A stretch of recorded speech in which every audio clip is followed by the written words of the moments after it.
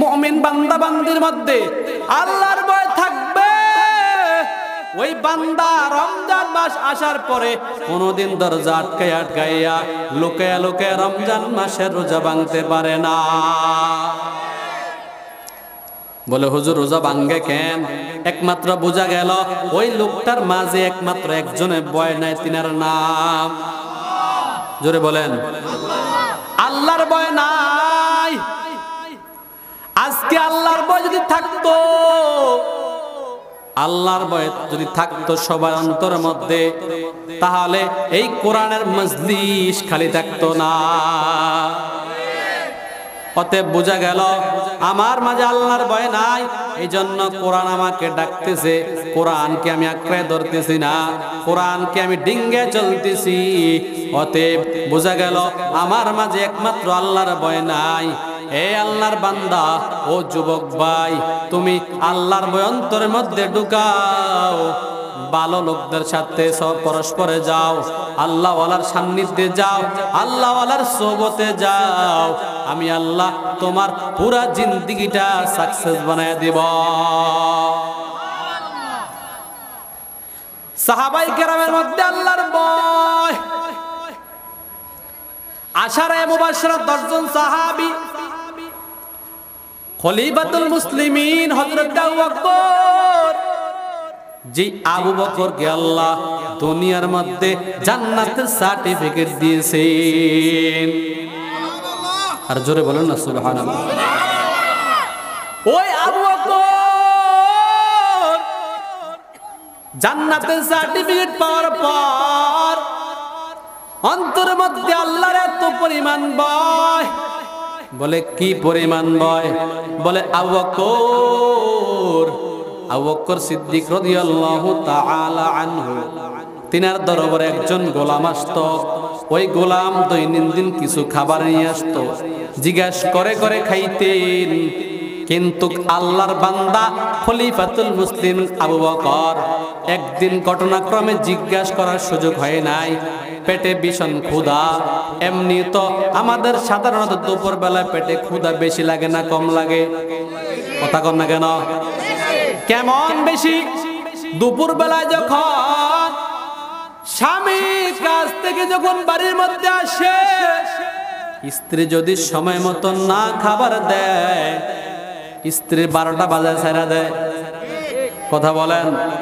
আর যদি সময় মতন স্বামীকে দুপুর বেলায় খাবার দেয়, শুধু কিছু ভাত, একটু লবণ, একটা মরিচ দিয়ে যদি স্বামীর সামনে খাবারটা উপহার দেয়, স্বামী খুশি না বেজার? জোরে বলেন। কারণ দুপুর বেলা এত বিশাল ক্ষুধা। আবু বকর জিজ্ঞাসা না করি ওই দিনের খাবারগুলা খাইলেন। খাবারের শেষে গোলাম ডাক দিয়ে বললেন, ও শায়েখ, আপনি অন্য দিন জিজ্ঞাসা করে খাইতেন, আজকে কেন আমাকে জিজ্ঞাসা না করিয়া খাইলেন? আপনি কেন আজকে আমি গোলামকে না জিজ্ঞাসা করিয়া খাবারগুলা খেয়ে ফেললেন? খলিফাতুল মুসলিমিন আবু বকর ডাক দিয়ে বলে, গোলাম, আজকে আমার পেটে ভীষণ ক্ষুধা, এই কারণে আজকে তোমাকে আমি জিজ্ঞাসা করার সুযোগ হয় নাই। বলো আজকের খাবারগুলা তুমি কেমনি উপার্জন করছ?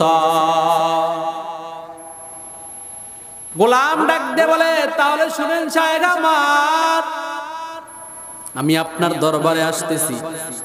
ঘটনাক্রমে আমার সামনে একজন বৃদ্ধ লোক দাঁড়াইয়া রয়েছে। তার একটা সন্তানকে দেখলাম জিন্নাত আসর করছে। আমি তন্ত্র মন্ত্র পড়িয়া আমি ওই জিন্নাতটা দূর করে দিলাম। ওই মুরব্বী ডাক দিয়ে বলল, বাবা, তোমার সাথে অন্যদিন সাক্ষাৎ হইলে আমি তোমাকে কিছু গিফট করব।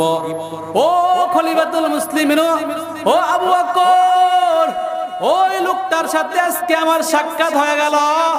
ওই লোকটা আজকে আমার ওই খাবারগুলা গিফট করলো। আল্লাহর বান্দা আবু বকর সিদ্দিক রাদিয়াল্লাহু তাআলা আনহু চোখের পানি ফালাইয়া জোরে জোরে চিৎকার মারিয়া কান্না, এত কান্নার আওয়াজ সাহাবাই কেরাম দৌড়ে আসছে। আবু বকরকে ডাক দিলেন, আবু বকর, আপনি কেন এত কান্দেন? ঘটনা কি? আপনি এত কান্দেন কেন? আবু বকর ঘটনা খুলে বললেন, ও সাহাবাই কেরাম, এই গোলাম থেকে আমি কিছু খাবার খাইলাম, এই খাবারগুলা তো নাপাকি হারাম খাবার। কারণ মায়ার নবী হাদিসের মধ্যে জানায়া দিলেন, লা ইয়াদখুলুল জান্নাতা জাসাদুন গুজিয়া বিল হারাম। আল্লাহর নবী বলেন, যেই শরীরের মধ্যে যাররা পরিমাণ হারাম ভক্ষণ ঢুকবে, যেই শরীরটা যাররা পরিমাণ হারাম দিয়ে রূপান্তরিত হইবে, ইয়াদখুলুল জান্নাতা জাসাদুন গুজিয়া বিল হারাম, ওই শরীরটা আল্লাহর বানানো জান্নাতের মধ্যে যাবে না। নাউজুবিল্লাহ কইতেন না? খলিফাতুল মুসলিমিন আবু বকর অস্থির হয়ে যায়, কাঁদতে কাঁদতে বেহুশ, জমিনের মধ্যে গড়াগড়ি খায়। আবু বকর বেহুশ হয়ে যাইতেছে। সাহাবায়ে কেরাম ডাক দিলেন, ও আবু বকর। সিদ্দিক আকবর ভূমি করার চেষ্টা করতেছেন, নাপাক খাবারগুলা বের করবে, কিন্তু কোন রকম ভাবে বের হইতেছে না।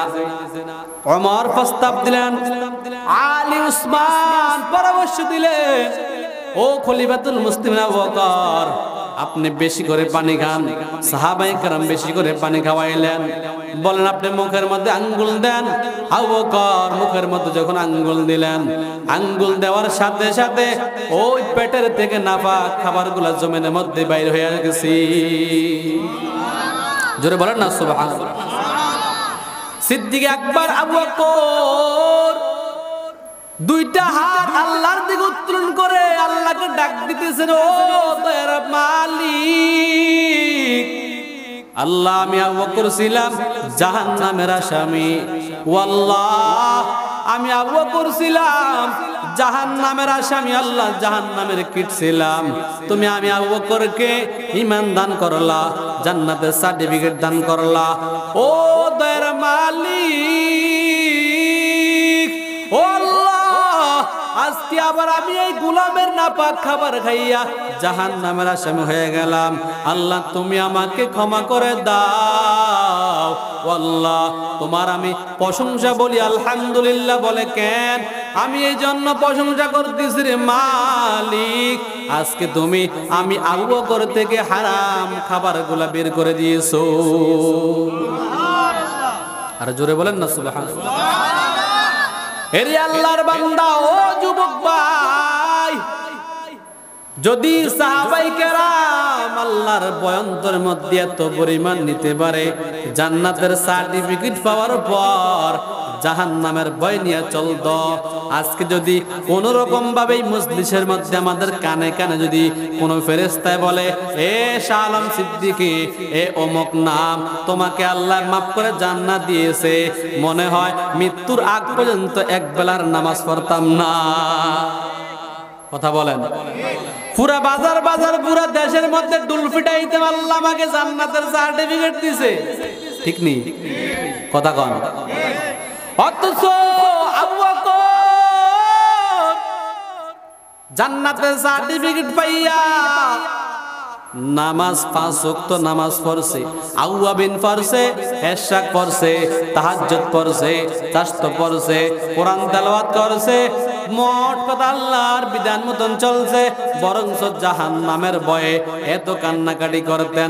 মাঝে মধ্যে যখন কামরা থেকে বাইর হইয়া খলিফাতুল মুসলিমিন রাস্তার মধ্যে আসতেন, একটা গাছকে সম্বোধন করে বলতো, ও গাছ, আল্লাহ যদি আমি আবু বকরকে মানুষ না বানাইয়া তোর মতন গাছ বানাইতো, তাহলে আমার দিলটা আমার কত সৌভাগ্য হইতো।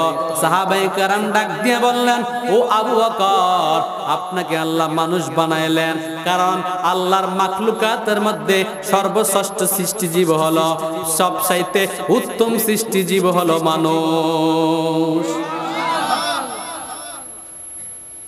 আবু বকরকে সাহাবায়ে কেরাম বললেন, আবু বকর, আল্লাহ মানুষকে উত্তম বানাইলেন, সৃষ্টিজীবের মধ্যে সবচেয়ে দামি সৃষ্টিজীব হলো মানুষ। আপনি বলেন, গাছকে যদি গাছ বানাইতো তাহলে আপনার জীবন সাকসেস কত ভালো হইতো। ও সাহাবায়ে কেরাম তো জানে না, আবু বকর সিদ্দিক রাদিয়াল্লাহু তাআলা কোন দিকে নিসবত করে কথা বলেন? আবু বকর চোখের পানি ফালাইয়া বলতেছে, ও সাহাবায়ে কেরাম শোন, হাসরের ময়দানে আল্লাহর আদালতে আমি আবু বকরের জবাবদেহি করা লাগবে, কিন্তু এই যে গাছ, এই গাছের তো কোনো জবাব দেওয়া লাগবে না। কারণটা কি জানো? এই গাছ যখন বড় হয়ে যাবে, মানুষ ছিঁড়িয়া ফেলবে, মানুষ ফাড়িয়া ফেলবে, মানুষ এরকম পালং বানায় দিবে, মানুষ খাট বানায় দিবে, মানুষ জ্বালায় ছাই করে দিবে। কারণ এই গাছের তো জবাব দেওয়া লাগবে না, কিন্তু আমি আবু বকর হাসরের ময়দানে আমার আল্লাহর দরবারে জবাব দেওয়া লাগবে। লাগবে কি? লাগবে নি? অথচ সাহাবায়ে কেরামের মধ্যে আল্লাহর ভয় এত পরিমাণ যে ওমরের ব্যাপারে মায়ার নবী জানায় দেন, বলে আল্লাহ যদি আমার পরে কোন নবী পাঠাইতেন তাহলে আমার খলিফা ওমরকে আল্লাহ নবী হিসেবে পাঠাইতেন। জোরে কন্যা সুবহানাল্লাহ। ওই ওমরের মধ্যে আল্লাহর এত পরিমাণ ভয়, বলে কেমন ভয় ওমরের মধ্যে আল্লাহর এত পরিমাণ ভয়? কে সেই ওমর? বলে যে ওমর দিনের বেলায় যে ওমর রাস্তা দিয়ে হাঁটতেন, শয়তান পর্যন্ত ওমরকে দেখিয়া ভয় পাইতেন। আল্লাহু আকবার। আর জোরে বলেন আল্লাহু আকবার। ওমরকে শয়তান দেখলে ভয় পাইতেন, কারণ ওমরের মেজাজ হইল গরম। মেজাজ যে ওমরের ব্যাপারে আল্লাহর নবী জানায় দেন, এ পৃথিবীর মানুষ শোন, আল্লাহ যদি আমি মুহাম্মদের পরে দুনিয়ার মধ্যে নবী পাঠাইতেন তাহলে আল্লাহ আমার ওমরকে নবী হিসেবে পাঠাইতেন। যে ওমরের মেজাজ এত গরম, আবু জেহেল ওমরকে ভয় পায়, আবু লাহাব ওমরকে ভয় পায়। একদিন আবু জাহেলের মজলিসের মধ্যে আবু জাহেল ঘোষণা দিয়ে দিলেন, কে আসছো এই মজলিস থেকে? আব্দুল্লাহর বেটা মুহাম্মাদের মাথা আমার দরবারে নিয়ে আনবা। নাউজুবিল্লাহ। আবু জাহেল জানে আব্দুল্লাহর বেটা খত্তাবের সন্তান ওমর দাঁড়াইয়া যাবে, কোন মানুষ দাঁড়ায় নাই, কোন বক্তবিন্দু দাঁড়ায় নাই। আবু জাহেল বলতেছে, কে আছো? আব্দুল্লাহর বেটা মুহাম্মাদের মাথা যদি আনতে পারো তাহলে আমার এই সম্পদের রাষ্ট্রের অর্ধেক ভাগ দিয়ে দিব। কোন মানুষ দাঁড়ায় নাই, ভয়। কিন্তু খত্তাবের সন্তান ওমর দাঁড়ায় গেলেন। ওমর দাঁড়ায় যায়, বলতেছে, রে আবু জাহেল, যদি আমি মুহাম্মাদের মাথা নিয়ে আমাকে পুরো অর্ধেক রাষ্ট্রের, তোমার রাষ্ট্রের অর্ধেক বন্টন দেওয়া লাগবে।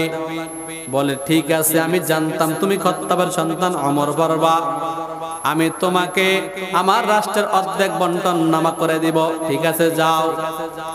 আল্লাহর বান্দা খত্তাবের সন্তান ওমর ইসলাম গ্রহণ করার পূর্বেই তরবারি হাতে নিয়ে যখন নবীজির দরবারের মধ্যে গেলেন, হাতের মধ্যে তরবারি, চক্ষুগুলা লাল। আবু বকর দাঁড়ায় গেলেন, উসমান দাঁড়ায় গেলেন। আবু বকর দাঁড়ায় যান, বলতেছে, নবী আপনার দরবারে খত্তাবের সন্তান ওমর আসতেছে আপনাকে হত্যা করার জন্য। ও মুহাম্মদ, লম্বা ঘটনা, সেদিকে গেলাম না। লম্বা ঘটনা সেদিকে না যায় সংক্ষিপ্ত বলে দেই। ওমর যখন নবীজির দরবারে গেলেন, আবু বকর বললেন, ও পয়গম্বর, অনুমতি দিন, খত্তাবের সন্তানকে ধ্বংস করে দেব। মায়ার নবী বললেন, আবু বকর, ওমরকে আজকে আমি মাফ করে দিলাম। বলে কেন? বলে আসতে দাও, আসতে দাও, ওমরের হালাতটা জানতে চাই। ওমর কি আমাকে হত্যা করে আসতেছে, না আমি মুহাম্মদের হাতে কালিমা পড়ার জন্য আসতেছি? হযরত ওমর নবীজির সামনে তরবারিটা ফালাইয়া নবীকে ডাক দিয়ে বলে, ও পয়গম্বর, এই যে তরবারি তরবারি নেন, আপনি আমাকে হত্যা করে দেন। বলে কেন? বলে আমি আবু জাহেলের সাথে ওয়াদা করছি আপনার মাথা মোবারকটা নিব, তার সম্পদের রাষ্ট্রের অর্ধেক বন্টন নামে আমি বাগে পাবো। ও পয়গম্বর,